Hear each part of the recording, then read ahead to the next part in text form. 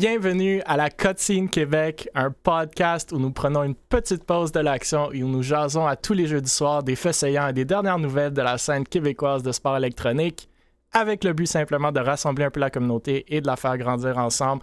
Encore une fois, s'il vous plaît, n'hésitez pas à nous envoyer vos nouvelles ou d'utiliser le hashtag Jason Esports, J-A-S-O-N-S Esports sur tous les médias sociaux pour qu'on en parle. On voit passer les nouvelles, mais pas toujours tout, donc n'hésitez pas de nous les envoyer. N'hésitez aussi pas d'interagir dans le chat comme à l'habitude. On va essayer de prendre vos commentaires, vos questions. Comme vous le savez maintenant, une des questions à chaque semaine, on va la poster sur les médias sociaux d'Able Esports pour vous entendre, vous, la communauté. Qu'est-ce que vous avez à dire? C'est le but premier de ce podcast-là, de jaser de ce qui se passe dans notre scène. Et la personne qui aura demandé la question se méritera une caisse de 24 canettes de gourou en extra directement chez vous de la saveur de votre choix. Bon, encore une fois cette semaine, Stars Fox est avec nous, fondateur d'Able Esports et responsable du développement des affaires et de l'administration chez l'Académie eSport Canada. Beaver de retour qui essaie de faire des records, le nombre de fois qu'il peut être sur le podcast. Co-fondateur de 99 Thievers, project leader chez Mirage, je crois encore, ou peut-être pas, et entrepreneur autoproclamé. Et finalement, Mizin, directeur des opérations et du développement chez Valors et anciennement fondateur de Windstorm. Messieurs, merci, et bien entendu, moi, Mille, cofondateur d'Able Esports. Messieurs, merci d'être là ce soir. Encore une fois, beaucoup de sujets ce soir. Et donc, on va s'y mettre tout de suite. Comme j'ai promis que ça allait être 99 Thievers, le premier sujet. Mais avant ça, on va juste mentionner le fait que, bien entendu, le LAN ETS qui s'en vient dans quelques semaines au mois de mai. Demain, pour ceux qui ont des billets premium BYOC, vous aurez la chance de choisir vos sièges. Et le BYOC régulier, ça va être la semaine prochaine. Donc, si vous avez du premium, demain est votre chance de choisir vos sièges avec le plan de la salle. Donc, n'oubliez pas de le faire. Donc, juste un petit shout-out de même. Et on va passer directement à nos amis chez 99 Thievers. Thievers. Oh. Non, mais c'est ton nom, Émile. Ben là, c'est Thievers de la façon que je l'ai écrit. Bref, Ouais, mais... une nouvelle organisation québécoise voit le jour, 99 Thievers. On se rappellera que Tienne, que tout le monde connaît, je crois, et qu'on a parlé à plusieurs reprises sur ce podcast, Tienne avait posté le 1er février dernier un screenshot demandant à Beaver, qui est ce soir avec nous, combien de likes pour qu'ils se partent les deux leur propre org. Beaver avait répondu « No cap, 300 ». Et à ce jour, le post compte 180 likes. Mais néanmoins, dans un plot twist historique, le 1er avril dernier, 99 Thievers voit le jour avec le post que vous voyez à l'écran. Donc, les membres fondateurs, il me semble, et je m'excuse si j'en oublie, mais Beaver pourra renchérir, sont Body, Dantaz, JB, GK, Beaver et Tienne. Alors, des monteurs de vidéos, des graphistes, un joueur de Valo, Beaver, qu'on a avec nous. Un entrepreneur. Je réunis les meilleurs. Not the same. Vu que l'annonce s'est faite le 1er avril, tout le monde croyait que c'était un poisson d'avril, mais le 3 avril, une équipe de Valorant est annoncée. Ceux qui ont été à notre land d'Able Esports de Valorant du King of the Spike dernièrement reconnaîtront l'équipe comme étant celle des Zibou. Donc Cozy, Beaver, Taze, Pelt et Magie qui ont fini 3e au tournoi.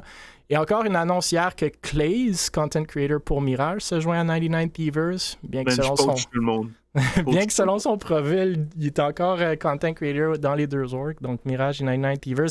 Et aujourd'hui, une annonce que BFO serait maintenant membre de 99 Thievers aussi. BFO, un gros, et Claze, deux gros streamers québécois quand même en e-sport.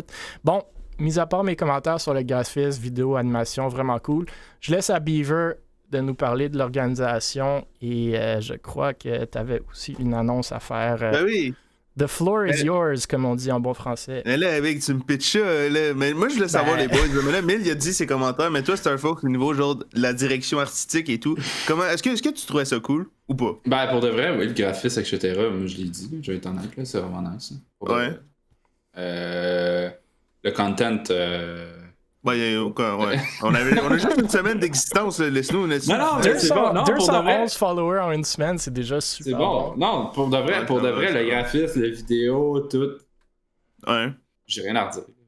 T'as rien à dire? Pourquoi t'es pessimiste? Tu pourrais dire, oh, c'était cool? C'est vraiment insane? Écoute, la première fois que j'ai vu ça, j'ai tombé de ma chaise. J'ai appelé mon banquier. J'ai fait pourquoi j'ai pas investi chez eux. Après ça, mon banquier. Mais pas trop tard, c'est peut-être l'annonce. Ils vont aller public aujourd'hui. C'est vrai. Peut-être que je vais annoncer que mon banquier a investi chez vous. Mais non, à part ça, non, vraiment, c'était. Personnellement, côté graphisme, côté announcement, vidéo, merveilleux. J'ai rien à dire. Wow. T'as rien à dire. Encore une fois, il est pessimiste. Ouais, oui, je suis pessimiste. Je suis un gars non, mais Mycene, toi, qu'est-ce que t'en as pensé? Que j'en ai pensé. C'est incroyable. Wow, ok! Probablement la meilleure équipe au Québec. Wow! Merci. Non, mais honnêtement, j'ai hâte de voir ce que ça va donner. C'est sûr que côté graphisme, si le résultat n'était pas là, il y aurait eu un petit problème. Ouais. Mais côté graphisme, c'est clean. Pas grand chose à dire.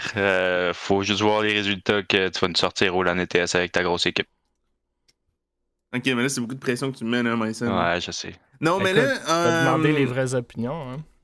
Non, je sais, mais là, à un moment donné, genre, si on pense que l'e-sport est encore est encore basé sur les résultats des puis les performances. Non, après, si vous décidez d'aller dans le contenu comme vous faites, c'est excellent. Tant mieux pour vous. Yeah, mais on va sûrement rejoindre la Pro League de Excel. Ouais, Québec Meta aussi, là, faire une agence e-sportif. Anyway. Mais là, je vais vous expliquer d'où ça part le 99 TVers, ok? Oh, wow. C'est que un jour, Émile, dans le podcast avec nous ici présent, notre animateur préféré à tous de Able Podcast, a lancé un nom qui s'appelait 100 TVers. C'est exact? À moitié que. TVers, whatever, ok?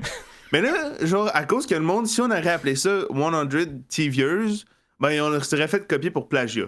Fait qu'on a pris 99, qu'est-ce qui est mieux. OK?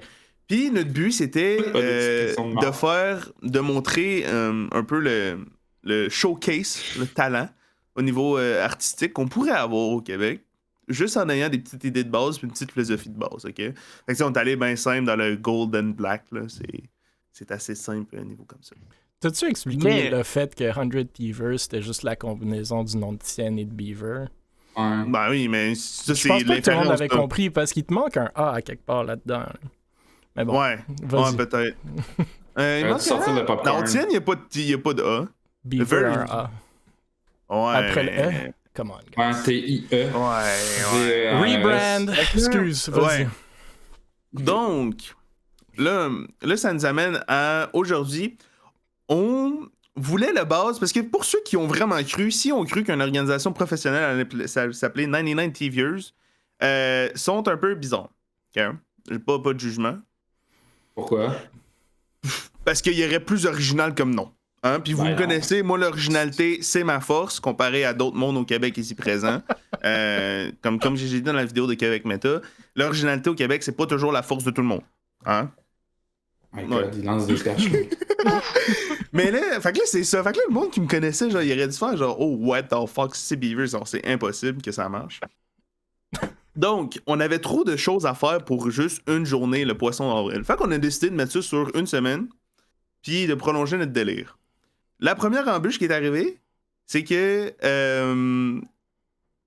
le monde, même dans le channel, t'es comme, hey, les boys, on continue. Là, moi, j'ai fait en tant qu'entrepreneur, je suis comme, bon, les boys, on va se calmer de papy. Fait que là, genre, j'ai mis une date limite qui est la date d'aujourd'hui sur le podcast. Puis en plus, je peux m'inviter sur le podcast parce que j'ai dit que j'avais une grosse nouvelle à annoncer à Émile.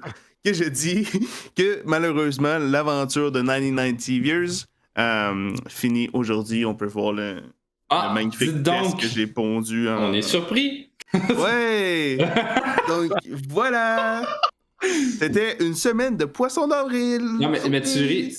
Tu ris, mais moi j'y croyais un peu. Je commençais à y croire de plus en plus. Ben c'est ça, je te dis, genre. C'est comme même à l'intérieur, le monde croyait. Là. Non, mais même j'ai discuté avec Émile. Genre, moi j'ai commencé à y croire. Là. Mais à une semaine, vous êtes probablement au-dessus de la moyenne de survie d'organisations québécoises en e-sport. Donc c'est quand même très bon. Wow! Non, merci. Même Québec Meta n'a pas fait ça. Québec Meta. Wow, mais Québec Meta est revenu pour expliquer pourquoi il était AFK pendant 3 mois. Voilà. Mais peu importe. Donc, voilà ma grosse news qui m'a permis d'être invité sur le podcast. Merci, Émile, encore. Je me suis invité moi-même, là, mais merci. Auto-invité. Il y a accès au Discord, c'est ça le problème. Ouais, c'est ça. Vos 211 fans, peut-être 210 parce que j'en fais partie d'un de vos followers, vont être déçus. Wow.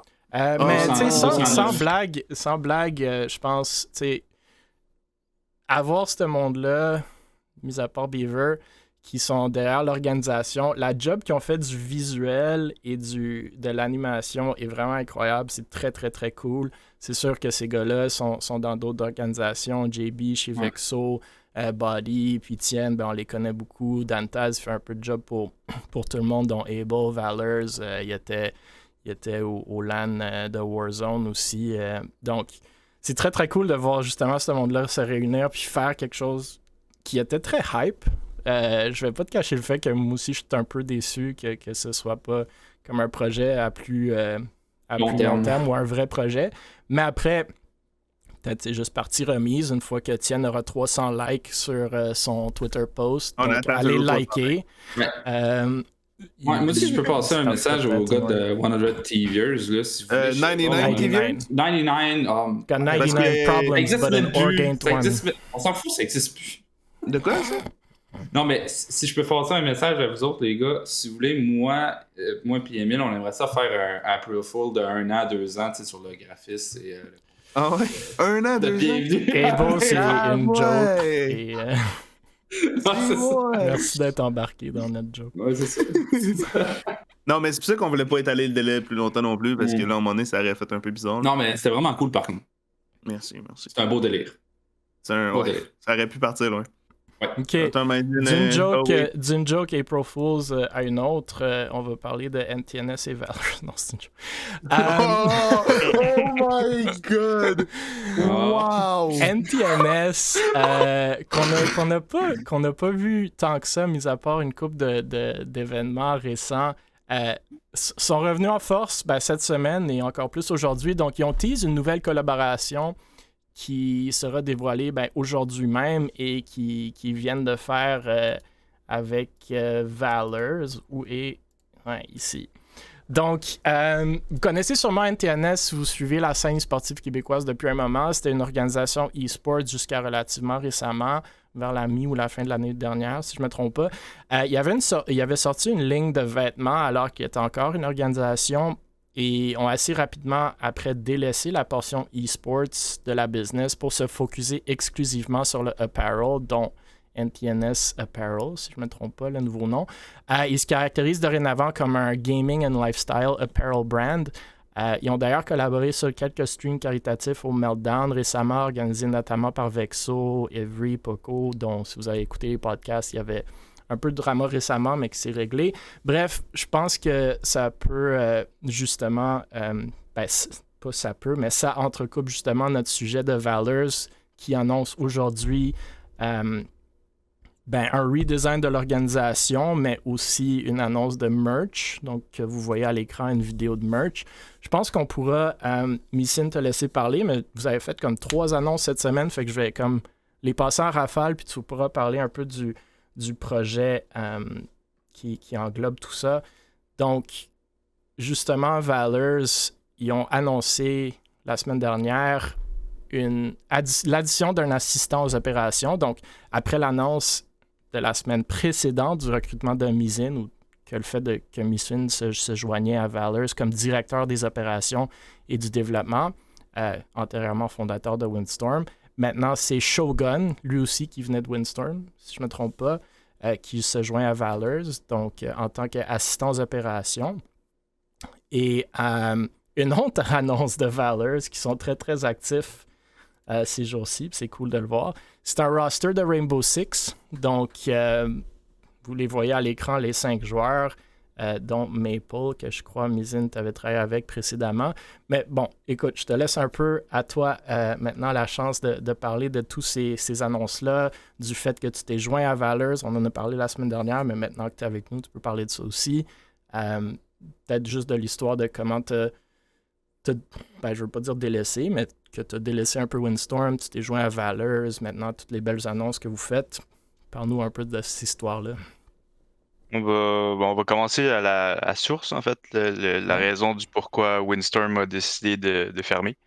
On va dire 2 ans de grosse opération qui, éventuellement, vous le savez, vous êtes dedans, on est tous dedans. Quand tu travailles à monter un projet non-stop, surtout dans un domaine où ça n'arrête pas d'avancer, puis que du jour au lendemain, tu as moins le temps, mais tu as quand même l'envie d'avancer, de pousser le projet, mais que tu n'as plus le temps, tu n'as plus l'énergie, puis tu n'as plus nécessairement la drive qui vient avec tous les hauts et les bas.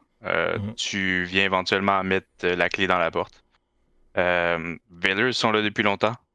C'était une organisation que oui, on avait regardé, mais jamais on s'était dit, Shogun et moi au départ, ce serait bien, comme vous l'aviez leak dans votre podcast 2 semaines avant, qu'on fasse une fusion Windstorm et Valors. Goddy est venu me voir. On a discuté. Le projet Valors qui arrive est intéressant. Vous allez voir éventuellement, je peux pas en dire plus malheureusement. Mais c'est un projet qui, contrairement aux autres équipes, il n'y a pas vraiment de. C'est pas un projet qui se prend pour un autre. C'est un projet qui va être normal avec des équipes qui vont être solides dans le but, le même principe qu'on avait avec Windstorm. On n'est pas là pour faire du contenu, on est là pour faire grandir des équipes et les faire avancer. Gagner le plus possible, éventuellement, si on est capable. Si on n'est pas capable, ben, on retournera puis on retravaillera.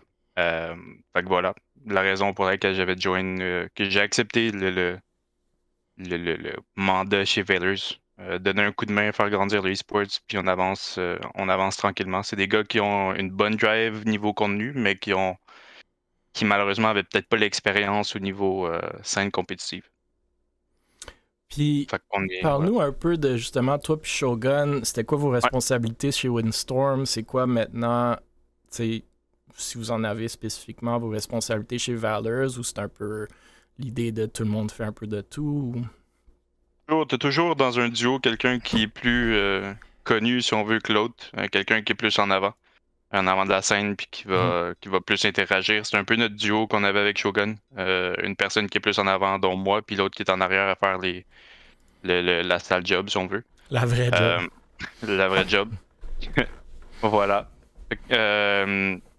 Valors, l'objectif étant que j'ai toujours été spécialisé avec Windstorm qui était plus dans League, dans Rainbow, toutes les grosses scènes si on veut, versus Shogun qui était plus bataille royale, FPS, des trucs qui sont plus de niche mais qui a quand même une bonne communauté. L'objectif en ramenant Shogun avec moi était de bâtir quelque chose que vous allez voir éventuellement qui va sortir. Puis d'aller chercher une communauté qui n'est pas exploitée au Québec. Puis on l'a passé un peu rapidement, mais la collaboration avec NTNS, que moi je trouve super cool, honnêtement, 2 organisations québécoises qui travaillent maintenant plus main dans la main. En as-tu plus à dire là-dessus? C'est quoi exactement? Comment vous allez collaborer? C'est juste le fait qu'eux, ils vont agir pour vous un peu comme je veux pas dire Shickware, mais un peu comme un Shickware qui vont faire qui vont prendre les commandes, qui vont livrer les commandes et tout? Ou c'est un peu plus intégré que ça? Ça sera plus intégré que ça. Ça sera pas Premièrement, NTNS fabrique pas à l'étranger. On est tous les produits sont basés au Québec versus un bon Shickware qui n'était pas basé au Québec et que ça prenait des années avant de recevoir. Mais NTNS va agir en tant que porte-parole au niveau québécois. Si on est capable de développer une bonne collaboration, là, c'est juste le début, on va en voir plus par la suite. Donc, moi, je suis pas vraiment au courant de tout exactement ce qui va se passer là-dedans. Mais j'imagine qu'au fur et à mesure que ça va avancer, on va avoir des bonnes collaborations qui vont arriver. L'objectif étant de dropper, d'avoir un drop au moins par saison. On va voir comment ça avance. Cool. Stars Fox, Beaver, des commentaires sur ces 3 ou 4 sujets? Non, mais moi, vu que je suis un entrepreneur important, ben moi je le savais. Sur #flex. Non, mais non, en vrai, c'était cool. J'ai vu les. T'es pas dans la vidéo, toi, non? Ouais, non, j'étais en arrière de la caméra, puis je disais à Goddy quoi dire. Parce que des fois, ça sortait mal. Non, j'ai vu les pièces de vêtements, c'est vraiment cool. Très cool. Moi, tu vois, genre, attends, c'est quoi Starflex City? pour être pessimiste, là, il dit... J'ai rien à dire. J'ai rien à dire. Non, j'ai rien à dire. Non, c'est plutôt j'ai rien d'autre à dire. Ok, écoute, moi je trouve... écoute, le roster Rainbow Six, c'est cool, c'est classique, j'ai hâte de voir comment ça performe. J'imagine, avec le système de Rainbow, vous allez essayer de revenir dans la NACL. Je pense que Windstorm était là à un moment donné, si je me trompe pas. Donc, puis Godzi a quand même un historique dans Rainbow Six aussi. Avec cette équipe-là, je peux pas vous confirmer à 100% que ça va être la meilleure équipe du Québec, mais je peux confirmer que ça va être une équipe qui va être beaucoup plus stable que ce qu'on a déjà vu. Il n'y a pas tant d'équipes au Québec, honnêtement, à ce que moi j'ai vu. Nous, on s'en cherche depuis un bout. Il n'y en a pas. Il y en a pas. C'est tous les Québécois? Non, on a seulement un Québécois, dont Maple. Même pas un Québécois, un Canadien, pardon. Ouais. Same thing. OK. Non, j'ai hâte de voir. Puis après, comme je vous dis, la collaboration avec NTNS, c'est cool. Là. Je pense que c'est cool des deux côtés. Ça donne un peu plus de visibilité d'opération NTNS qui, comme je dis, selon moi, avait un peu comme reseed dans le background depuis un moment. Mais ils choisissent ses leur bataille, si on veut. Ouais, exact. Cool. J'ai hâte de voir. Écoutez, le prochain sujet, nul autre que Mirage, que je pense que Beaver fait encore partie. Donc, j'ai rejoint il y a 20 minutes. Ok, c'est bon. Donc, Mirage est nominé par les Canadian Game Awards pour la meilleure organisation canadienne de sport électronique. Donc, ce sera une deuxième année de suite que Mirage est nominé à ce titre. Cette année, ils sont parmi 4 autres organisations, dont nos amis chez Parabellum, Overactive Media, qui sont les propriétaires des Toronto Defiant et Toronto Ultra, Luminosity Gaming et Lazarus. Donc, bien entendu, des organisations e-sportives canadiennes. En tant que troisième plus grand développeur de jeux vidéo au monde, dont le Canada, cette remise de prix célèbre la place du Canada sur la scène mondiale en tant que leader du entertainment interactif. La première remise annuelle des prix du jeu canadien ou des Canadian Gaming Awards a eu lieu le 9 avril 2020 à Toronto. C'est un projet de Northern Arena, si je ne m'abuse, ou du moins, je sais que Carl Edwin est derrière ça, là, le fondateur et PDG de Northern et aussi creator, executive producer des Canadian Game Awards. Donc, je vous rappelle que Northern, comme vous le savez sûrement, détient Mirage après leur acquisition il y a quelques années. Mais bon, les prix ne sont pas biaisés, sont déterminés par un panel de juges indépendants. Vous pourrez aller voir le site web si ça vous intéresse. Moi, je pense que c'est encore une fois très cool de voir Mirage sur cette liste de nouveau pour une deuxième année. Puis d'ailleurs, il y a d'autres catégories de nomination que je tiens à souligner. Il y a Ubisoft Montréal et Toronto qui sont nominés pour Studio de l'année aux côtés de EA Sports, Motive Studios et Relic Entertainment. Il y a aussi Alex Vansili Nguyen qui est nominé pour meilleur hôte ou host eSports aux côtés de Leaf, Camco, Scrawny et Intero. Vansili, c'est un Montréalais qui est le mieux connu ces jours-ci pour son casting des événements et tournois Valorant. Donc, très cool de voir des Québécois, des organisations, des individus dans ces nominations-là. C'est pas le plus prestigieux award du monde, mais en tant que Canadien, c'est le fun de voir notre province représentée. Et donc, je tenais à le souligner pour ceux qui veulent soit voter ou aller regarder, les bravos de le faire. Je sais pas, messieurs, si vous avez des commentaires là-dessus. Mais encore une fois, je pense que c'est un sujet qui était important de souligner. Moi, j'ai juste un truc. Mettons, là, si je serais pas parti de Mirage, peut-être parce que c'est super cool, whatever, okay? Mais genre, le fait... Genre, je pense pas qu'il y a d'autres options, mais mettons s'il y aurait d'autres options, là. Puis genre, parce que c'est Northern Arena qui s'occupe de la production, whatever, right? Ouais. Qui s'occupe de pas mal tout le show en tant que tel. Genre, est-ce que vous pensez que si Northern Arena serait pas dans le décor, Mirage serait là? Je pense que oui. Mais jusqu'à quel point? Moi, je pense pas que Mirage va gagner, puis je pense pas qu'ils méritent de gagner nécessairement, même si j'adore ce qu'ils font. Mais, tu sais, Overactive, c'est quand même pour moi impressionnant ce qu'ils font. Là. Ils sont quand même dans la Overwatch League puis la Call of Duty League, mais puis ils sont beaucoup plus basés au Canada que Mirage l'est, là, même si c'est Overactive qui sont là. Mais Mirage, c'est dans du Tier 1 et du Tier 2. Ils sont Tier 1 R6 puis Tier 2 League. C'est quand même huge. On s'en va pas beaucoup comme ça au Canada, right? Fait que je pense qu'ils méritent d'être là. Est-ce qu'il mérite de gagner? Selon moi, probablement pas, mais il mérite d'être dans la discussion, selon moi. Moi, j'ai une bonne question. Là. Si Nordic avait été encore là, est-ce qu'on aurait pu les considérer dans cette catégorie? Nordic était quoi, NACL, genre? Non. Il aurait pu aller je pense que Parabellum sont dans la discussion depuis qu'ils ont fait la NAL, puis ils se sont quand même fait acquérir pour des centaines de milliers récemment par une compagnie québécoise, et avant ça, c'était une compagnie publique ontarienne. Donc, eux aussi, je pense, méritent d'être dans la discussion. Après, c'est sûrement comme les dernières entrées, là, comme les premiers à fall out of that conversation.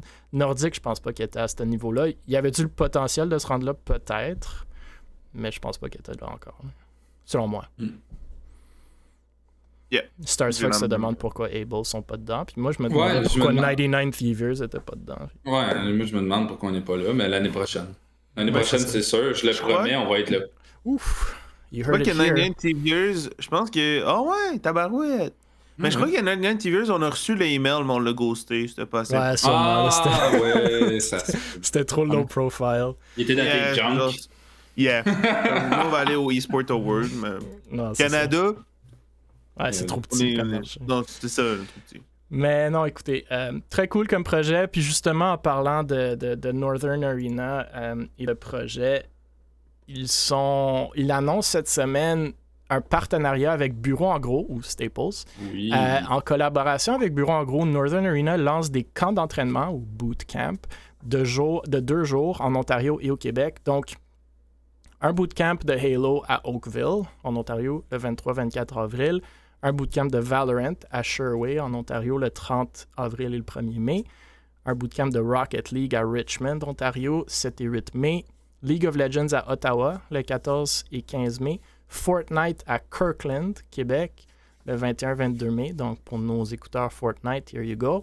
Et Rocket League, encore une fois, à Laval, le 28 et 29 mai. Donc, des bootcamps de 2 jours dans 6 villes sur 5 jeux. Rocket League est répété 2 fois.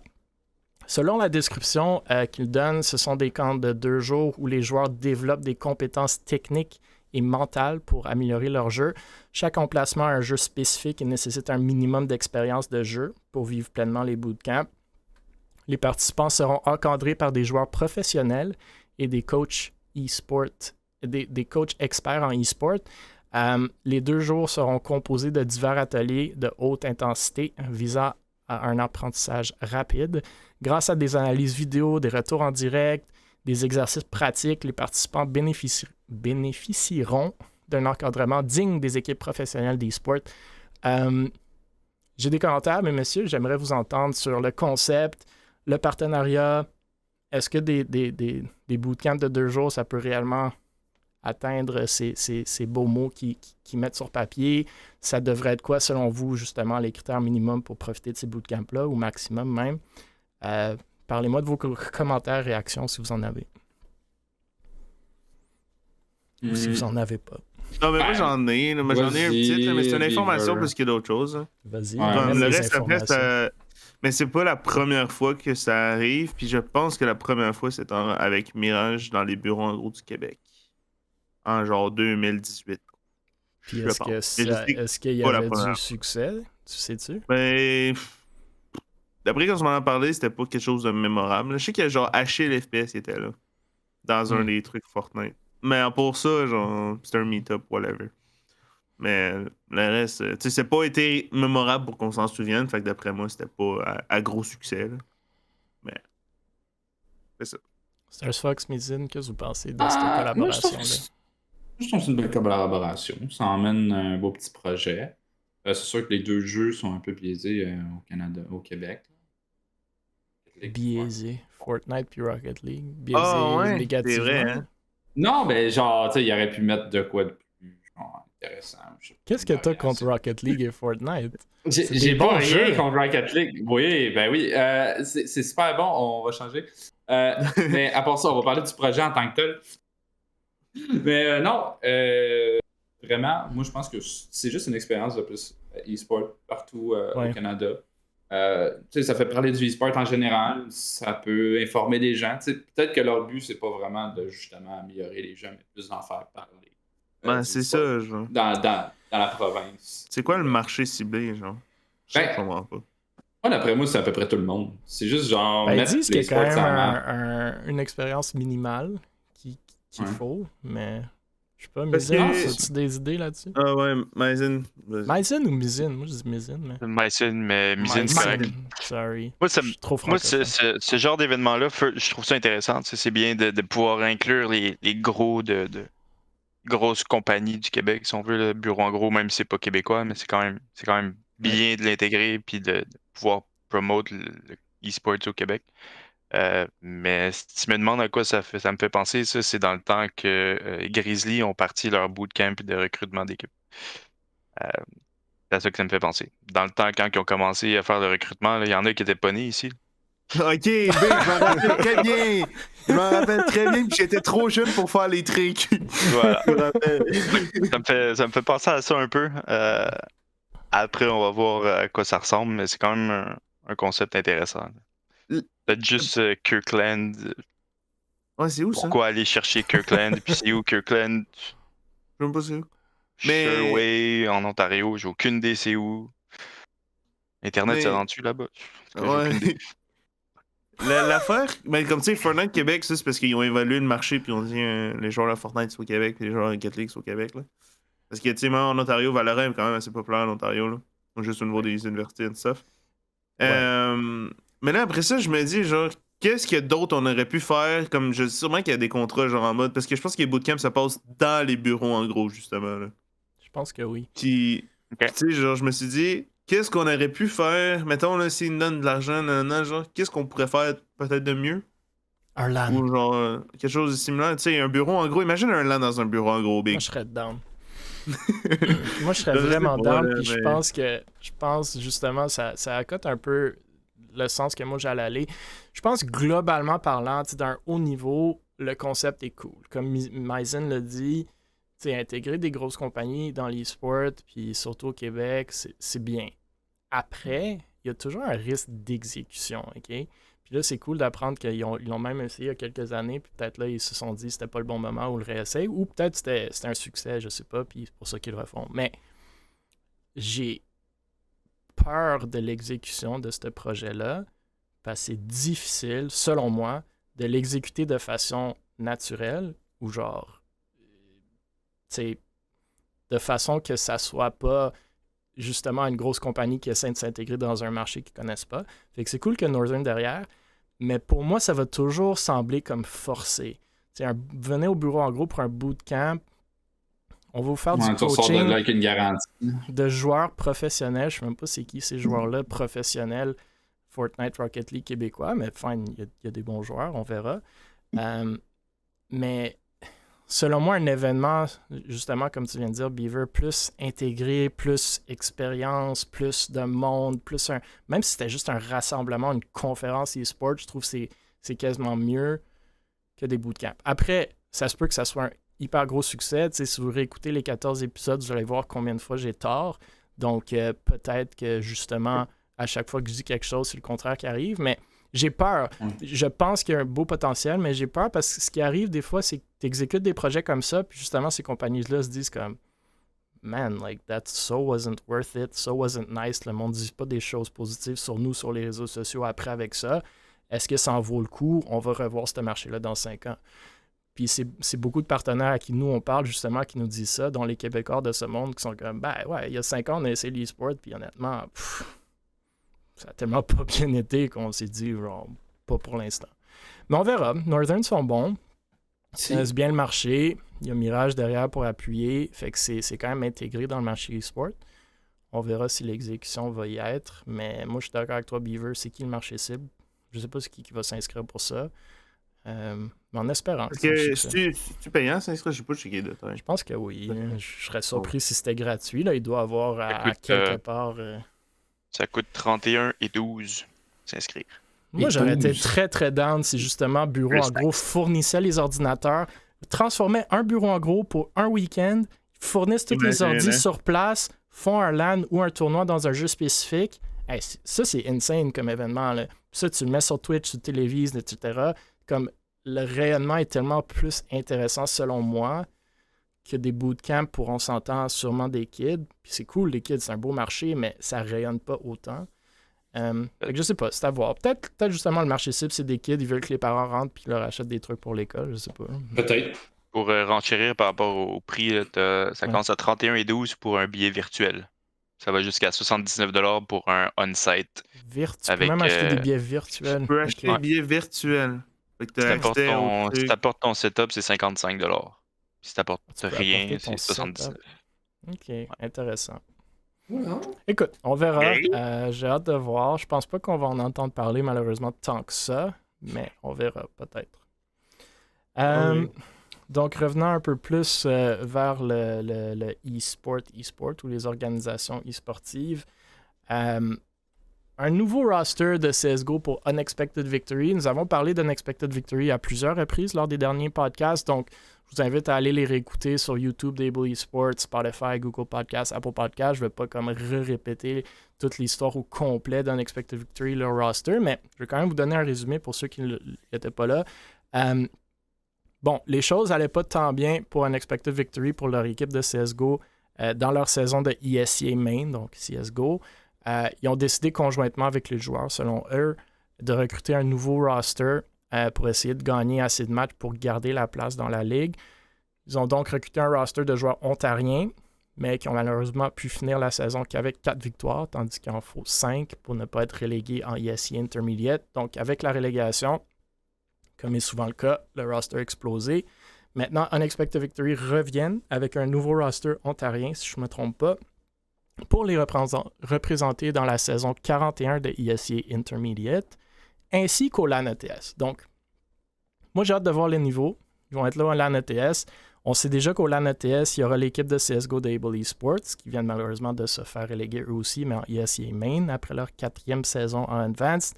Il y aura aussi le roster de Québec, ou québécois de Vexo, donc Vexo White, et Run and Gun, qui sont composés de plusieurs joueurs de l'ancien QC Clan et même anciennement des joueurs de Able. D'ailleurs, ces deux équipes-là, Vexo White et Run and Gun, s'affrontent ce soir en lower bracket de ESEA Main Playoffs à 21h, donc à ne pas manquer sur le Twitch de Vexo, puis nous, on va sûrement aller les raider après le podcast. Bref, tout le monde parle du tournoi de Valorant au LAN ETS, mais personnellement, je pense que le tournoi de CSGO va avoir un assez haut niveau, même juste avec ces 4 équipes-là que je viens de nommer, puis sinon, même plus élevé que le tournoi de Valorant, selon moi. Fait que je sais pas si vous avez des commentaires là-dessus. Il y a déjà une question qui a été lancée dans le chat par Smiley, mais je vous laisse réagir à ça, puis peut-être je vous lance la question par après. Est-ce que vous avez des réactions, soit nouveau roster, soit les rosters qui vont être au LAN ETS, ou soit mon commentaire qui vient de dire que CSGO va avoir un plus haut niveau que Valorant? Ou pas? CSGO, c'est pour les boomers. Non, mais on s'entend. Non, perso, pour le LAN ETS, mais oui, justement, je pense que je vais renchérir sur le commentaire de Beaver parce que c'est justement la question qui a été posée un peu. Fait que c'est Smiley qui a posé la question, puis Smiley est une ancienne joueuse de CSGO de chez Able, puis maintenant elle et ses coéquipières sont dans le ESL Impact League de CS nord-américain, donc pour une ligue féminine. Elle demande à quoi, selon vous, va ressembler la scène féminine de CSGO dans un avenir rapproché, sachant que la scène de Valorant s'agrandit rapidement pour ce qui est de la scène féminine. Puis sa sous-question, c'est est-ce que la scène féminine de CSGO avec le ESL Impact League va justement aller chercher des nouvelles joueuses plus jeunes ou est-ce que ça va demeurer un ancien boomer game? Je sais pas si vous avez des réponses à ça. Ben, moi, j'ai toujours cru à la scène féminine là, de CS. Là, ça a énormément de potentiel. C'est sûr que ce qui arrive, c'est qu'on dirait qu'il n'y a comme pas de... Il y a comme pas de bassin. Il y en a un, mais il est comme pas présent. Genre, la plupart des filles qui arrivent à CS, que j'ai remarqué le passé, c'est qu'ils jouaient vraiment juste entre eux autres. Il y avait comme... Tu sais, ça rentre une par une. Par exemple, CLG, tu vois, ils ont changé quelques filles avec les années, mais c'était jamais... Il y avait comme pas un gros pool de filles pour les changer. C'était toujours une par une. Donc, moi, je pense que, personnellement, oui, avec le temps, maintenant, ce que ESL font, donc, Puis avec tous les projets qui arrivent en général, CSGO, c'est loin de mourir en général. On le voit même dans les streams quand il y a des tournois de CS. C'est pas voué à l'échec. Là. Moi, je pense que ça va juste continuer à grandir, mais c'est comme toute chose. Je pense que c'est une acceptation générale, puis c'est avec le temps. Le temps, on l'a vu là, regarde, l'année passée, il y avait ça, l'Impact League. Il l'avait pas là, cette année-là. Ça lance non, mais c'était selon moi une réaction à ce que Valorant a fait avec les. Ça s'appelle Impact League. Ça s'appelle vraiment Impact League. Là. Ouais. Ceux qui ont de l'impact. Puis Game Changer, c'est quoi? C'est eux qui ont de l'impact aussi? Là? Ben, c'est littéralement la même idée. Là. Valorant ont volé la game de CS, puis CS ISL ont volé l'idée de ligue féminine. La chose, c'est bien qu'ils font une compétition là-dessus. Absolument. La chose que je vois, mettons, là, c'est que Valorant, right, juste le fait que ce soit des personnages, puis il y a des personnages féminins, une nouvelle joueuse, mettons, là, qui a le choix entre les deux ou qui a joué aux deux, là, genre des fois, je pense que juste le fait d'avoir des caractéristiques semblables à un personnage. Il y a des joueurs féminins aussi à CS. Ouais, ils en ont rentré quelques-uns récemment, mais ils n'ont pas le même lore. Moi, mon commentaire, c'est plus la communauté CS. Là. Je sais pas si vous jouez à CS, mais c'est très, très, très, selon moi, difficile pour les nouveaux joueurs. De un, c'est moins colorful, ce qu'on sait que les jeunes d'habitude aiment, c'est bien correct. Mais aussi, il y a beaucoup plus de cheaters, de triche. Fait que quand tu rentres dans le jeu, honnêtement, c'est démotivant. Puis deux, la communauté me semble tellement plus toxique qu'à Valorant. Là. Moi, je joue aux deux jeux, puis l'expérience n'est pas la même. Il y a des façons de trouver à CS une expérience un peu plus amicale puis tout. Mais là, je parle d'un point de vue en plus. Je ne fais même pas partie de cette minorité-là de féminines qui jouent à des jeux vidéo qu'on sait que la toxicité est x100. Fait que je trouve que c'est un jeu qui est très difficile pour elle. Mais pour revenir plus à la question de Beaver, est-ce que CS, c'est un jeu de boomer? Je pense que oui. C'est un jeu qui fait 20 ans. Y a-t-il beaucoup de jeunes qui rentrent dans le jeu? Je pense pas en Amérique du Nord, mais je pense qu'avoir Simple et tout ce monde-là en Europe, ils ont beaucoup plus d'influence que les joueurs de Valorant. Les kids en Russie, il y a plein de Russes qui jouent à Valorant, ou les kids en Ukraine, ils regardent ces joueurs-là puis ils veulent être ces joueurs-là, fait que ça se peut que ça se lance à CS. La scène nord-américaine est un peu plus difficile selon moi, fait que Valorant prend un peu plus de place dans les nouveaux joueurs. Mais, tu sais, CS, 20 ans, là, ça a démontré le fait que ça a un potentiel, je sais pas comment ils font à chaque fois, mais de rester en vie puis d'être au top du e-sport. Donc, mais encore une fois, je pense qu'on va aller dans le débat Valve versus Riot, là. Riot, justement, au début du jeu. Je dis pas, est-ce que c'est un ou l'autre, mais est-ce que CS en tant que tel a le potentiel ou est-ce que justement ces joueurs-là vont être siphonnés par d'autres games? T'sais, même question pour Rainbow Six, c'est un jeu que moi j'associe beaucoup à CS. Il n'y a pas le glamour c'est pas animé, c'est pas des grosses couleurs rose, mauve qui éclatent partout. Mais ça aussi, c'est un jeu qui existe depuis longtemps. Hein. Puis justement, on va en parler de Rainbow bientôt. Hein. Ouais. Est-ce que CS a toujours été en évolution? Non. Depuis 20 ans, où CS il y a eu des phases. C'est le même jeu que moi j'ai joué il y a 20 ans. C'est ça qui est incroyable de CS, c'est que oui, ça évolue, genre des petits détails, mais moi j'ai arrêté de jouer à CS pendant 12 ans. Je suis revenu, puis comme du jour au lendemain, c'était comme, this game is... C'est la même chose. Ok. Non, mais je parle genre en termes de genre plus comme e-sport, genre il y a eu une évolution certaine, right? En termes de e-sport, spectacle, c'était toujours le e-sport qui leadait un peu avant League of Legends, puis après League a pris de la place, mais CS est toujours au top des e-sports. Fait que c'était les premiers tournois e-sportifs, c'était CS, peut-être après StarCraft si on veut, mais est-ce que ça a évolué? Le show a évolué comme tout autre e-sport. Au début, c'était des tables Costco ou à terre, des gros ordi, whatever, sans stream, rien, parce qu'on n'avait juste pas la technologie. Maintenant, c'est des gros shows incroyables. Là, qui accotent, sinon de loin, Valo. Mais il n'y a pas le soutien de Valve versus le soutien de Riot dans Valorant et League of Legends. Bref, on n'a pas trop besoin de s'avancer dans ce sujet-là ou de déborder là-dessus, mais je trouvais le débat intéressant. Puis peut-être justement on va lancer la question sur nos socials, à moins qu'il y ait d'autres questions qui sortent pour voir ce que la communauté en pense. Mais Myzen, je sais pas si tu avais des commentaires là-dessus ou tu veux que je passe à d'autres sujets. CSGO est quand même incroyable. Après toutes les années, tu as quand même une bonne communauté qui reste. Les prize pools sont là, les équipes sont là, puis même les joueurs qui sont partis CS pour aller à Valorant, il y en a beaucoup. Ben, beaucoup. Il y en a quelques-uns qui sont revenus sur CS. Fait que c'est intéressant de voir vers où ça va aller. En Amérique du Nord, je pense pas que c'est un jeu qui va vraiment grandir encore plus, mais en Europe, définitivement. Puis pour revenir à l'annonce de UV, honnêtement, je veux pas être méchant avec personne, mais je sais pas qu'est-ce qu'ils font encore là. C'est une équipe qui est là depuis, je sais pas, depuis quoi, supposément 2019. On connaît pas vraiment grand-chose. Depuis 2019, je suis là depuis un bon bout, puis je les ai pas vus grandir, à part avoir des promo codes. Je sais pas Ouais, qu'est-ce c'est une équipe qui puis je parle moi, quand il a commencé ça, j'avais parlé à Ownerman, mais c'est une équipe qui a un peu de misère à justement se démarquer, de trouver une identité.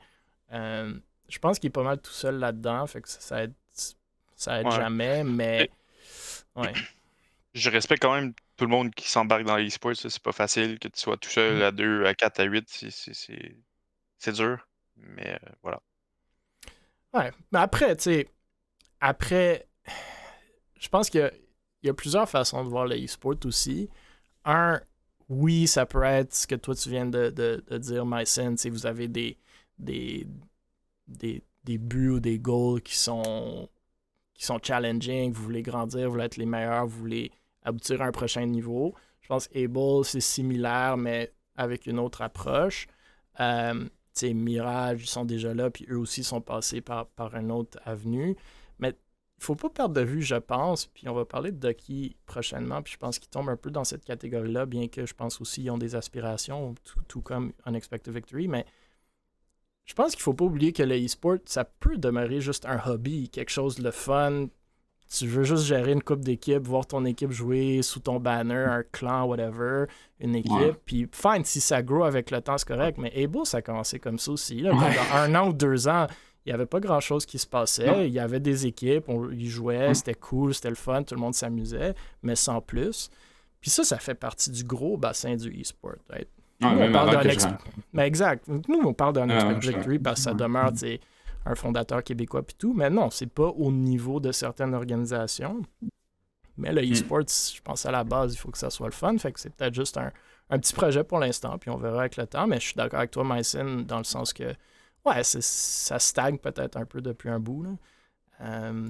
Mais écoute, si Ownerman s'amuse puis aime ça, c'est ça. More power to him. Ouais, après tout, si t'aimes ça, ben continue.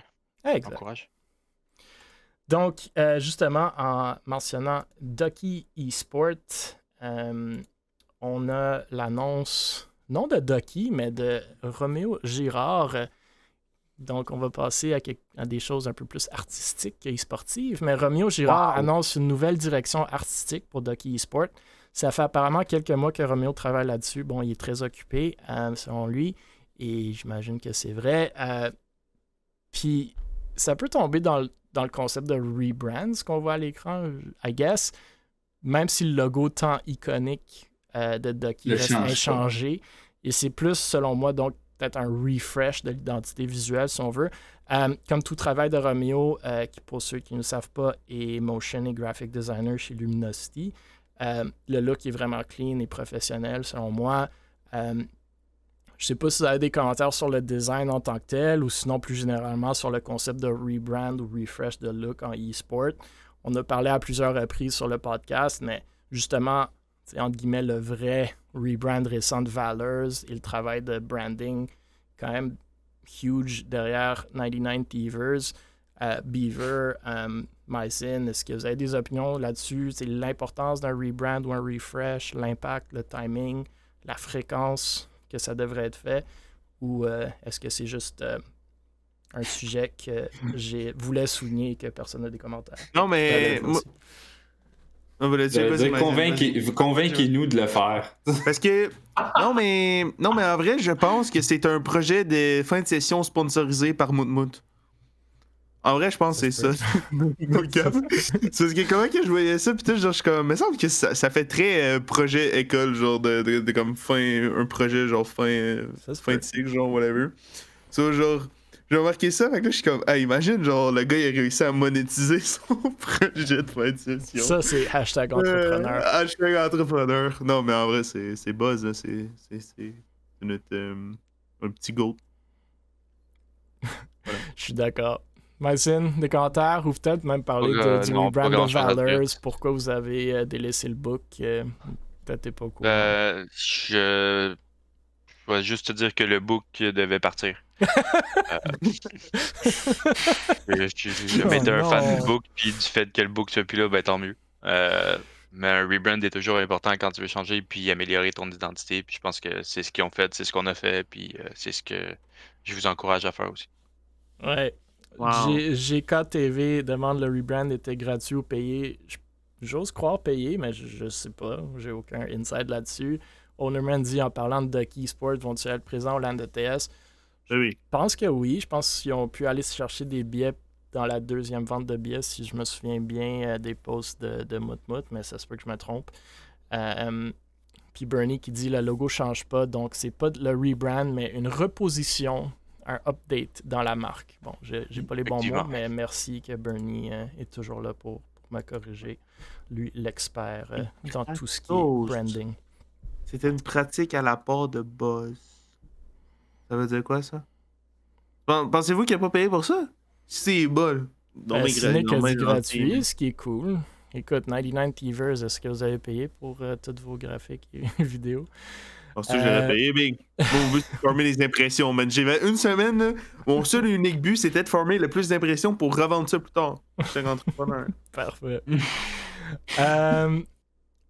Écoutez, ça fait une couple de semaines qu'on n'a pas parlé d'Ubisoft et on commençait à avoir des symptômes de sévrage. Donc, voici une annonce de nos amis chez Ubisoft.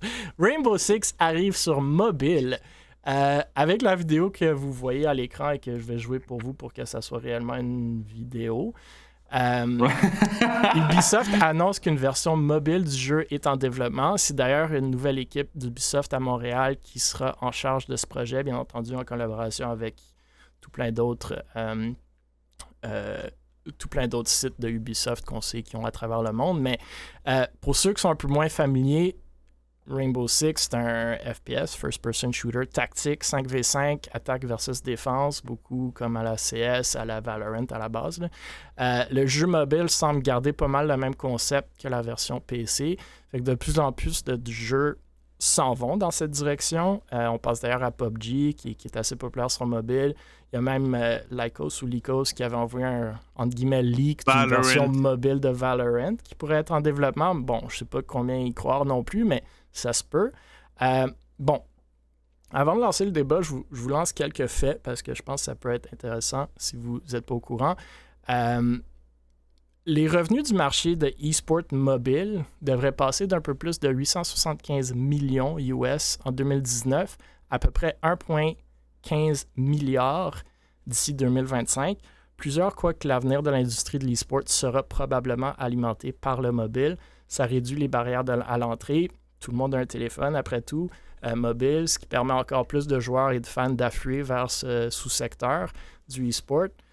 Le segment des jeux mobiles devrait représenter 45% du marché des jeux cette année 2022. En Chine, il y a déjà un marché hyper populaire pour les e-sports mobiles et même au Brésil. Les jeux mobiles sont le plus grand marché des jeux au monde. Plus de 72% des utilisateurs des téléphones mobiles aux États-Unis sont également des joueurs de jeux mobiles, tandis que le marché mondial des jeux devrait atteindre 196 milliards US cette année, 95,4 milliards pour le marché des jeux mobiles. Qu'est-ce que vous pensez du e-sport? Pas des jeux mobiles, je parle pas du Candy Crush, mais qu'est-ce que vous pensez du e-sport mobile? Est-ce que c'est le futur? Est-ce que ça a un futur? Est-ce que c'est viable? Et est-ce qu'on s'en va dans cette direction-là? Si tu regardes, puis ça, c'est un truc que j'ai peur un peu avec ces jeux-là, c'est... j'ai joué à PUBG, mettons, sur mon cellulaire, pour le fun. Puis, mon Dieu, ça n'ira avec la batterie. C'était-tu le fun? Ah, ben ça, oui. À part faire surchauffer ton cellulaire, puis que, genre, t'as plus de batterie après 30 minutes, c'est pas you lie. Mais à part ça, j'ai vu beaucoup de tournois. Tu sais, il y a du Clash of Clans qui est comme. Ouais. Je sais pas s'il y a des gens qui peuvent considérer ça. Mais ça, c'est des jeux justement que j'ai vus. Ben, Clash of Clans, c'est un e-sport, c'est clair. Clash Royale, des choses comme ça. Donc, ça, je trouve que ça représente bien un jeu mobile. C'est vraiment, tu vois, là, tu peux jouer sur une tablette ou un téléphone, tu joues pas sur ton ordinateur, par exemple, sur l'ordinateur Valorant et FPS. Est-ce que ça représente le futur du e-sport? Je crois pas. On n'est pas rendu au point de se mettre devant le petit écran. Tout le monde veut tout le temps. L'écran devient de plus en plus gros. Non, mais c'est ça qui arrive. C'est qu'avec les années, on voulait rapetisser les écrans. Maintenant, aujourd'hui, la mode, c'est d'avoir un écran plus gros. Tu vois les gros écrans curvés pour les ordinateurs, pour ceux qui veulent jouer à tel jeu, etc. Donc, je pense que le PC est là pour rester. Malheureusement, la console de jeu a comme pris le bord côté e-sport avec le temps aussi. Ça a été un rest in peace. La Switch. Peut-être. Ouais, mais tu sais, comme par exemple, tu parles de la Xbox puis de la PS. La PS, c'est toutes des consoles qui ont comme pris le bord avec le temps, côté e-sport. Le jeu mobile, je pense personnellement que. Puis tu sais, c'est pas d'aujourd'hui. Asus font ça, Razer font ça, ils sortent des mobiles gaming pour jouer à des jeux vidéo. Là, il faut que tu jettes ton portefeuille à terre pour acheter toutes les bébelles qui viennent avec. Donc. Comparé à un PC gaming, je pense pas. Là. Ouais, mais un PC gaming, tu l'utilises dans la vie de tous les jours, right? Puis comme, oui, ton téléphone, mais genre, tu fais plus qu'avec ton téléphone. Avec ton PC, il y a des certaines tâches. Big, je te dis que faire des TikTok, là, man, là, c'est. Non, mais en vrai, je vais t'aider un peu, là. C'est un fuck, ça. Mais moi, je pense que le mobile, genre, c'est intéressant pour notre position dans le sens où que c'est un peu une version, genre, démo. Puis genre, ça peut ramener facilement des gens dans une communauté. Tu sais, genre quelqu'un qui est jeune, whatever, qui n'a pas de PC parce que X raison, il a 12 ans, il télécharge Rainbow Six sur son téléphone. Ouais, mais il pourra pas le rouler parce qu'il a un téléphone de merde. Non, mais genre, ils ont tous des iPhones, là. Tu vas au secondaire, mais ils ont tous des iPhones, ils vont être capables de le rouler, là. Ouais. Ça te fera pas longtemps, mais ils vont être capables de le rouler. Là, genre, tu vois, là, genre, après genre 1 ou 2 ans, genre, s'il adore Rainbow Six, ben là, il va switcher après ça sur la version toi, tu PC. vois ça comme un gateway, ouais, c'est un gateway, là. Puis, pas mal sûr. Ça sert juste à ça pour faire de l'argent, là. Le mobile gaming est quelque chose que je suis allé approfondir avec Windstorm quand PUBG Mobile est sorti. Quand PUBG Mobile est sorti, il y a une bonne communauté qui est arrivée. En fait, la communauté était plus thaïlandaise. C'était pas vraiment canadien, c'était vraiment plus ailleurs qu'ici. C'est quelque chose qui est quand même assez intéressant. Tu as quand même des bons price pools. Le fait que ce soit sur mobile, tes Battle Pass sont beaucoup moins longues. Ça va à coup de semaines versus sur ordinateur où tu as quoi? C'est des Battle Pass de mois, je pense. Surtout pour PUBG, de ce que je me rappelle. C'est quand même quelque chose d'assez intéressant. C'est quelque chose qui définitivement, pour les équipes, les organisations qui ont le cash flow pour y investir, c'est bon. Si on regarde Cloud9, a déjà eu des équipes mobiles, je pense qu'ils en ont encore. TSM en a, au Mexique, si je me souviens bien. Je pense que c'est quelque chose pour nous en tant que fondateur en e-sport, c'est quelque chose d'assez intéressant à aller chercher. Comme joueur, l'expérience n'est pas terrible. Pour avoir joué à PUBG Mobile, ça a beau être le fun. 3/4 du temps, tu joues contre des bots. Jusqu'à ce que tu arrives dans le top 10. Fait que c'est un peu plus plate, mais la compétition est là. Moi, je pense que surtout Star Fox Weaver, vous voyez pas assez loin. Moi, je pense que le futur du mobile, le futur du e-sport est en mobile, 100%. C'est juste que je pense que votre définition de mobile est trop restreinte. Genre, vous voyez ça comme des téléphones dans votre main, OK? Moi, je vois pas ça comme ça. Moi, je vois le fait que est-ce que on va être capable de jouer, et est-ce que la majorité du temps, on va jouer n'importe où à des jeux vidéo? Ou est-ce qu'on va être devant une petite boîte ou est-ce qu'on est plugué dans le mur? Puis je vous dis que le futur n'est pas la boîte, le futur est le mobile. Votre téléphone cellulaire va bientôt, dans les prochaines années, devenir vos lunettes et après ça, va devenir Player One ou Player... C'était quoi le film? Player One, Ready Player One. Ready Player One, où est-ce que votre téléphone va être littéralement dans votre main ou dans votre tête et qu'on va vivre dans un monde virtuel quand on le veut, sinon, attends, tu sais, tout le temps. Fait que, je pense qu'on va être mort rendu là. Non, je dis pas que ça va être dans notre génération, mais je vous demande, la question c'était est-ce que vous voyez le futur du e-sport en mobile? Je pense que vous ne voyez pas assez loin. Dans les 10 prochaines années... Non, mais dans les 10 prochaines années, fine PC, mais de plus en plus, ça va se reger dans le PC parce que le monde n'a pas de PC. Tu sais, Mycen vient de le mentionner. Thaïlande, Asie. Hey, la population mondiale, guys, est où? Elle n'est pas en Amérique du Nord, là. Mais... En Asie, les mobiles qu'ils ont, là, c'est hallucinant, là. Non, je sais. Le mobile, c'est incroyable. C'est insane. Mais tu parles de mobile, puis genre, mais là, j'ai plus l'impression que tu vas dans le VR thing. Parce que c'est ça que je dis. Votre définition de mobile, je la trouve restreinte. Ouais, mais moi, parce je parle ton mobile, tu le mets. Ton mobile, oui, fine, mais ça va être. On est des gens fermés. Ça va être un téléphone. Dans notre monde. Notre ordi, c'est un téléphone aussi. Là, exact, quand tout va s'intégrer, mais ça va être mobile. Ça ne va pas être fixe, selon moi. C'est ça mon point. Je dis pas que vous avez tort. J'essaie juste de lancer le débat. Là. Je veux pas vous insulter, rien comme ça. C'est sûr que PC, moi aussi, j'adore plus que... Moi, je veux jamais jouer sur un FPS sur mon téléphone. Là. Je trouve ça affreux. Mais c'est moi. Les nouvelles générations, c'est pas la même chose. Et comment les cellulaires évoluent versus les PC, c'est pas le même rythme. Là. Les PC, ça n'a pas changé depuis le premier PC. Fine, ça évolue. Les graphiques sont meilleurs, mais ça change pas tant que ça. Les mobiles, là, c'est même pas comparable à ce que ça a commencé. Fait que vous allez voir dans 10-20 ans ce que ça va être un téléphone mobile. C'est hallucinant. Moi, je me souviens de mon premier mobile. Là, je l'avais eu où j'étais au cégep. Man, c'était un truc qu'il fallait flipper. Tu pitais les boutons. Il y avait une antenne. Il fallait que tu te mettes je sais pas trop où. Là, les mobiles qu'on a, c'est insane. Là. Tu le mets dans une boîte de carton sur tes yeux puis t'as littéralement un VR. Fait que je pense que c'est le futur. Est-ce que c'est bon ou pas? Aujourd'hui, j'aime pas ça, mais comme Mycen l'a dit, il y a un marché grandissant du e-sport mobile, sans même parler du gaming, parce que gaming, le marché mobile détruit le reste du marché. Mais e-sport mobile, ça s'en vient. South America, Asie, c'est déjà big. Europe, Amérique du Nord, ça va venir. Selon moi. Mais bon, je pense que c'est un bon sujet de discussion. J'ai beaucoup aimé. Change my mind.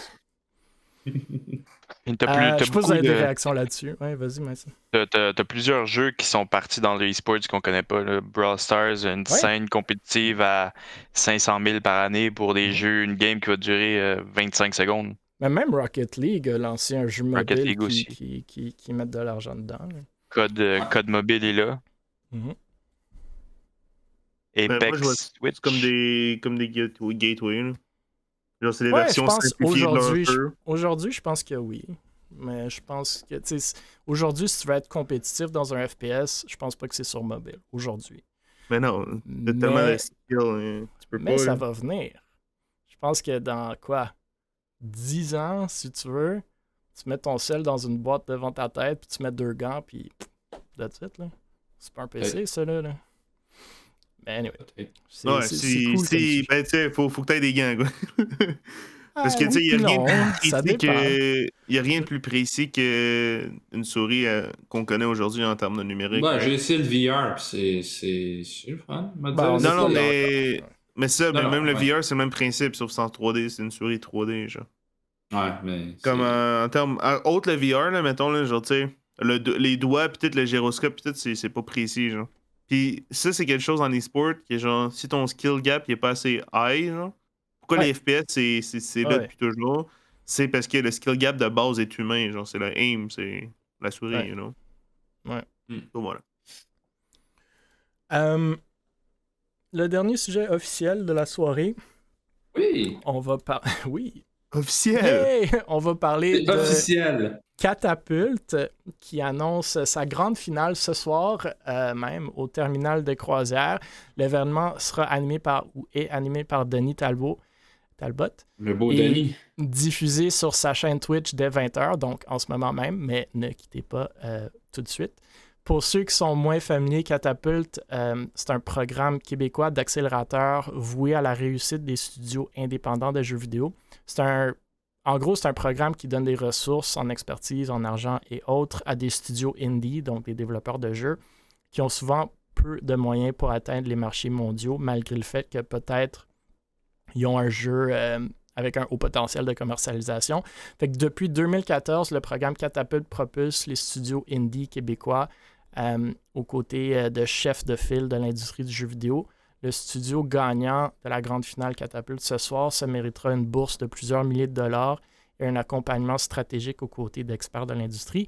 C'est un concept similaire si vous êtes plus familier avec les programmes d'accélération ou d'incubateurs de start-up en technologie émergente. Bref, comme je viens de le dire, la finale de la cohorte de studio la plus récente se passe en ce moment et est animée par Denis Talbot. Je regarde, ils ont 556 viewers, donc juste un peu plus que nous.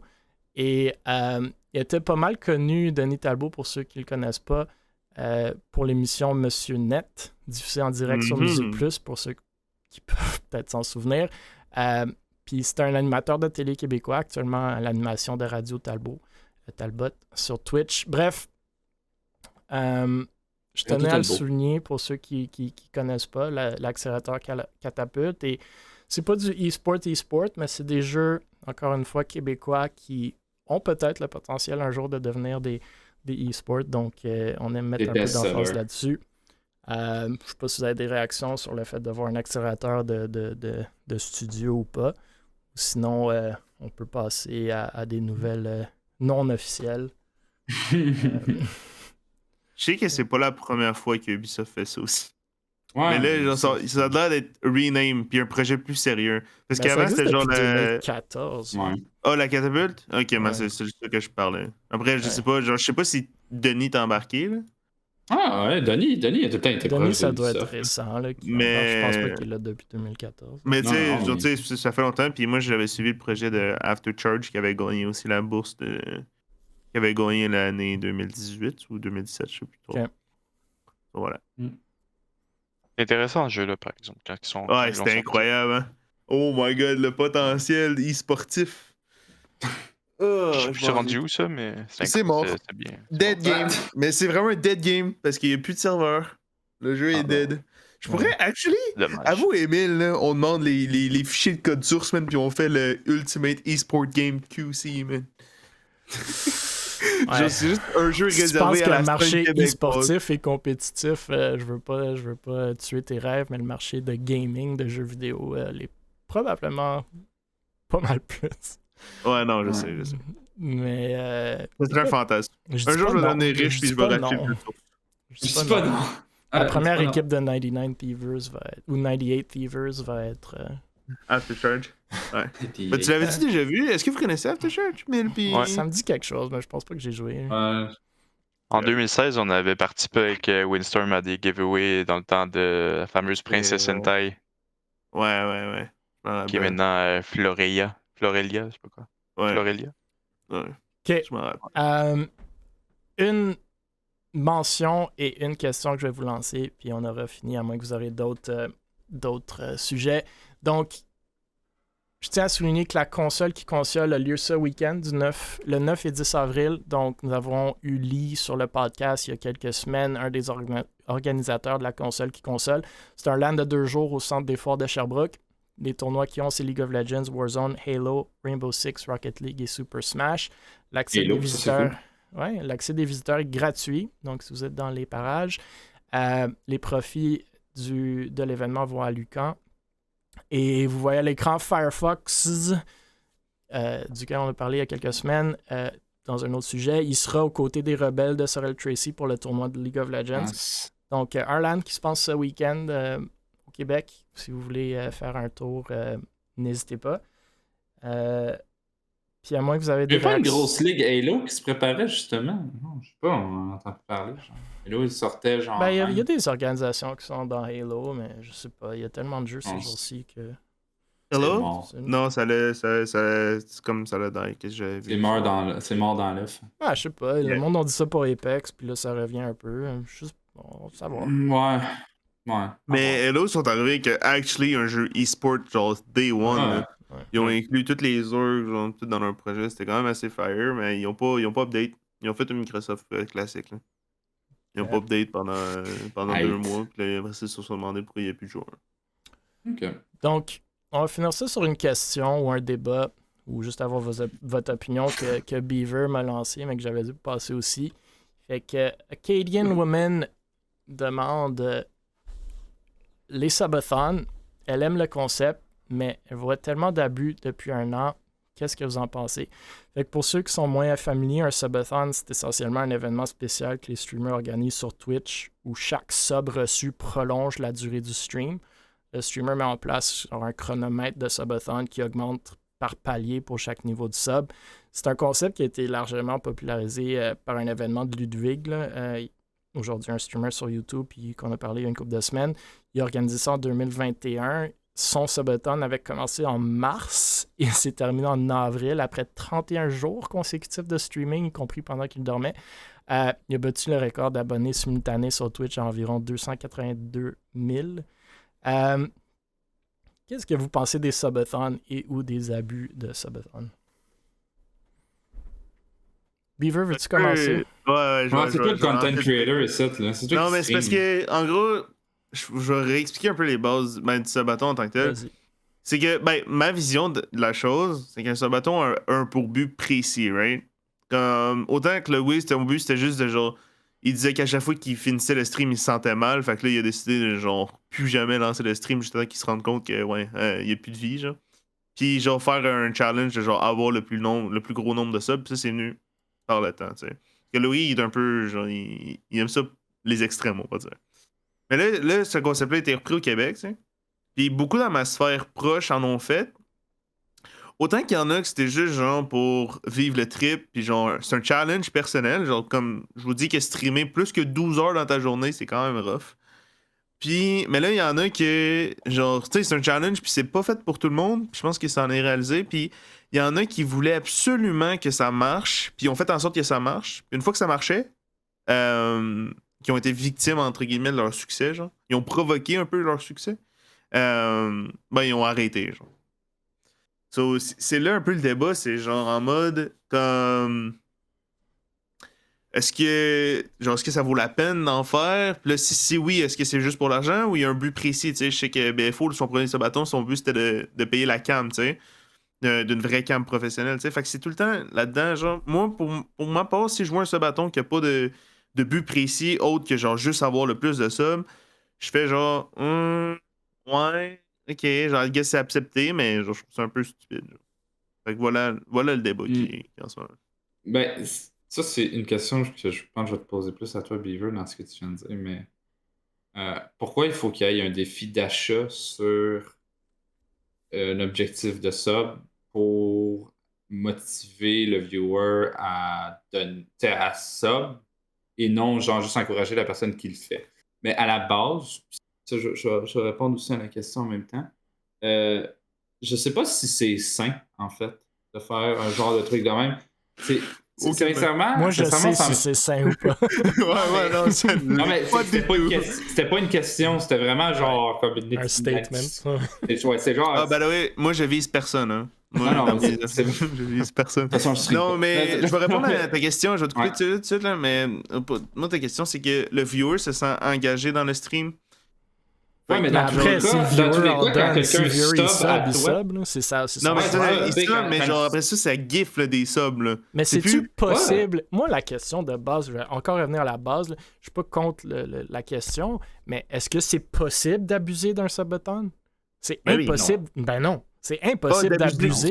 C'est impossible d'avoir des abus de subathon. Sub pas si tu veux pas être. Non, mais l'affaire, c'est que l'affaire qui est considérée comme si abus... le monde sub, c'est parce qu'il trouve ça le fun puis intéressant. Puis c'est ça le but des streams, c'est du entertainment. Non? Ouais, mais si, admettons, le viewer, le streamer, il échange du temps, il échange d'un sub, right? Hein? Le streamer, il échange du temps, ça augmente le timer, peu importe c'est quoi la légende, ok? Qu'est-ce qui arrive, mettons, tu te fais donner... Mettons, moi, là, je fais un subathon, 1000 subs, j'obtiens 1000 subs, ok? Ouais. Mais il faut que je stream pendant 350 heures. Ouais, mais là, il faut t'expliquer aussi. Il y a deux choses. Il y a deux choses sur ce point-là. Un, y a plein de monde qui cap, justement pour ne pas être malsain, ils capent jusqu'où mon stream va aller. Ou 2, tu le fais pas, puis ben, tu vas jamais refaire un subathon parce que le monde ne va pas sub, genre.